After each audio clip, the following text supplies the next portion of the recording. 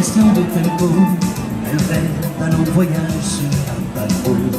Et l'eau, elle peut faire l'amour en mer, elle se met sur le four, la marine en est fière qu'après oh, elle peut faire l'amour en mer.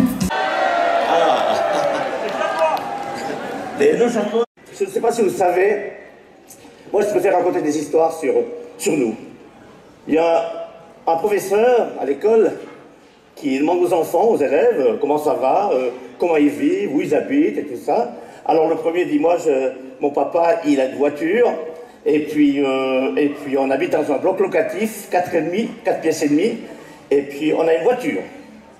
Bon, et puis toi, eh ben, nous à la maison, on a une villa, on a une voiture, on a même 2 voitures, et puis on a une piscine. Bien. Et toi, ben nous, on a une grande villa, avec 3 voitures, 2 motos, et on a aussi une grande villa à la mer, près du sable, près de la mer, hein, avec une vieille voiture qui va sur le sable. Bien. Et puis toi, nous on a tout. Dis, comment on a tout? Comment tu peux dire qu'on a tout? Dis, parce que ma grande sœur est arrivée l'autre jour à la maison, avec un genevois, justement, et mon papa a dit, il manquait plus que ça. Parce que moi, avant de connaître Buchard, j'étais quand même chauffeur chez lui. Chauffeur de car, il y a très très longtemps, et puis ça n'a pas duré longtemps, parce que je suis parti à Genève pour amener des gens à la maison. Vous savez que les cars Buchard vont chercher des gens qui reviennent d'avion et tout ça, et ils les amènent à leur domicile.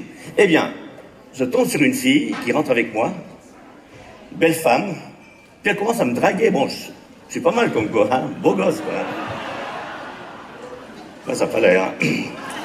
Enfin bref, elle rentre avec moi et puis elle me commence à me draguer, tout ça, vous me plaisez, on peut s'arrêter, on va à l'hôtel, j'aimerais bien coucher avec vous ce soir. Moi je dis non, je peux pas, moi j'ai un programme à tenir, et Buchard ils sont très sévères, s'ils ne rendent pas le quart à l'heure, ils m'engueulent. Puis elle insiste, après, mais écoute, on fait pas long, on loue la chambre pour un quart d'heure. Non, je peux pas, parce que moi je suis marié aussi, je peux pas faire des choses pareilles, quoi. Et puis au bout d'un moment, il dit, mais alors, tu stoppes le car, on va sous le car et on fait l'amour là. Je dis, non, non. Bon, ben d'accord. Alors on va sous le car, on se déshabille, on met une petite couverture par terre pour l'humidité, et on commence nos petits trains-trains, quoi. Tout d'un coup, j'entends le bruit d'un moteur et je reconnais au klaxon un car Buchard. Il arrive, il dit salut, je dis salut, ça va? Je dis ouais, ça va. Qu'est-ce que tu fais là tout nu? Qu'est-ce que je fais là tout nu? Je répare la boîte à vitesse. Il m'a dit, Bébert, tu ferais mieux de réparer les freins parce que le camion est 50 mètres plus loin. Beau, hein? Alors ceux qui n'ont jamais été, je vous conseille d'aller, c'est vraiment magnifique. Alors au Cinque Terre, c'est marqué dans le programme ici, il y a tout le prix et tout ça. Il y a ma femme qui adore les souvenirs. Et puis on a acheté un animal en Italie. C'est pas facile d'acheter un animal en Italie. Hein. Et puis elle voulait un perroquet. Je dis, un perroquet, tu veux faire quoi? Elle adore les perroquets. Alors je dis, bon d'accord, je suis rentré dans une perroqueterie. Je dis bonjour. Il dit, buongiorno. Je dis, les perroquets, ce perroquet, là, il y en avait plein, partout des perroquets. Je dis, ça vaut combien ce perroquet? Il dit, celui-là, il vaut 12 000 euros. Putain, 12 000 euros, il fait quoi pour 12 000 euros? Écoutez, il parle français et italien, voilà. Je dis, non, alors il faut un autre perroquet, l'autre là-bas. Celui-là, 15 000 euros. C'est quoi pour 15 000 euros? Alors il parle français, italien, allemand, et il tape à la machine, écrire. Et il prend sténo à l'époque, vous vous rendez compte? Il dit, non, c'est trop cher ça. Et le vieux poussiéreux, là-bas au fond, alors celui-là, il vaut 26 000 euros. Je dis, comment ça se fait qu'il va donc si cher que ça, un vieux comme ça? Il dit, écoutez, on ne sait pas trop ce qu'il fait, mais les autres perroquets l'appellent patron. Ah, c'est marqué où? C'était l'Espagne, là. Des beaux pays en Espagne. Enfin bref, j'étais là-bas, puis grâce à des relations politiques, j'ai eu la chance, je raconte ça à un copain, de boire un verre avec un homme politique très connu.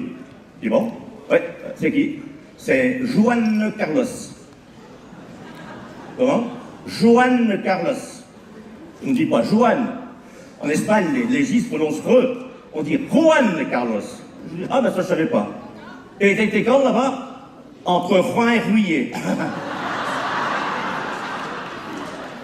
Un mal de ventre, je pars à l'hôpital, j'arrive à l'hôpital, les médecins ils disent il faut opérer l'appendicite. Je dis bon d'accord, ils m'opèrent l'appendicite, j'ai rien senti du tout. Je me réveille 4-5 heures après, tip-top, plus mal au ventre, alors un mal aux oreilles. Un mal aux oreilles. Je mets la main sur les oreilles, il y a 2 pansements sur les oreilles. Là je panique, je dis l'infirmière sonne, elle arrive, qu'est-ce qui se passe? Je me suis fait opérer d'appendicite et j'ai 2 pansements sur les oreilles. Je dis ah oui, on a oublié de vous dire. En Espagne, lorsque l'opération réussit, le chirurgien a droit aux oreilles et à la queue. Alors je vais à l'hôpital de Sion, j'explique la chose, il me dit il n'y a pas de problème, on peut vous greffer 2 oreilles. Tip-top, il me greffe 2 oreilles sans rien du tout, je suis resté 3 semaines à l'hôpital. Super, je rentre à la maison avec les pansements toujours, bien sûr. Il fallait les garder encore 4 semaines à la maison, les pansements. Puis au bout d'un moment, je peux enlever les pansements, alors j'enlève les pansements, doucement. Puis je regarde dans le miroir, je dis mais c'est quoi ça? C'est quoi ça? Hein? Alors je téléphone au médecin, je dis je m'excuse, mais les oreilles, c'est pas des oreilles d'homme, quoi, hein, greffées. Il dit non, on n'avait plus d'oreilles sous la main d'homme, alors on vous a mis 2 oreilles de femme. Puis il me dit ça va pas, je dis oui, ça va bien, j'entends tout ce qu'on dit, mais je comprends rien. Bonjour mesdames. Vous vous rendez pas compte comment c'est joli le pôle Nord. J'ai raconté à un copain, j'ai dit tu vois, le pôle Nord, la mer, elle est toute blanche. Les icebergs qui sortent de la mer, ils sont tout blancs. Il y a même des ours bruns qui sont dit, pour dire comment c'est joli le pôle Nord, hein. Ah, ils voulaient pas croire, je me promenais là, sur le sable de neige, et tout d'un coup, il y a 3 ours blancs qui me courent après. Oh là, j'ai commencé à voir ça. J'ai couru. Je me retourne, les 3 ours blancs, à 50 mètres derrière moi, ils étaient. Alors là, j'ai eu peur. J'ai couru. Ils retournent à 20 mètres derrière moi, ils étaient les 3.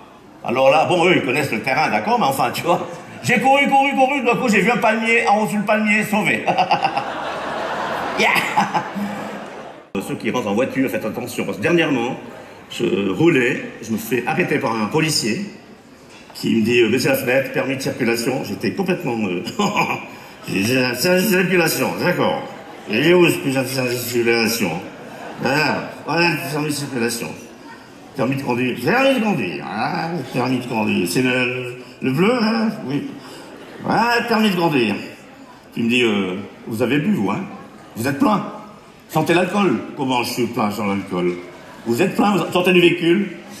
Vous êtes plein, vous sentez l'alcool. Je dis, ah, vous dites que je suis plein et je sens l'alcool. Monsieur l'agent, j'enlève le bouchon de benzine. Hein. Je dis, sentez voir s'il y a un réservoir. Il dit, je sens la benzine. Ah, vous sentez la benzine et pourtant il n'est pas plein. Il y a 2 policiers qui arrêtent 2 voitures, l'une derrière l'autre. Alors, première voiture, permis de circulation, j'ai pas. Permis de conduire, j'ai pas. Triangle de panne, j'ai pas. Elle a qui la voiture, je sais pas. Puis le flic était derrière, il dit qu'est-ce qui se passe là-haut? Et il a rien, alors laisse-le partir. Ah, ils sont bonins ces flics. Le fils d'un grand comédien. Le fils d'un grand comédien et d'un grand chanteur. Je lui ai demandé de venir ce soir. Il a accepté mon invitation. Je tiens qu'on applaudisse. Le fils, il s'appelle Bébert. Bébert Bourvil.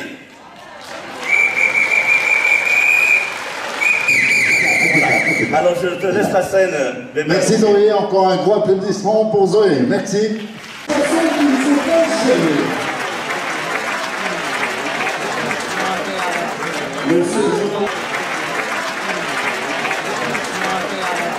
Monsieur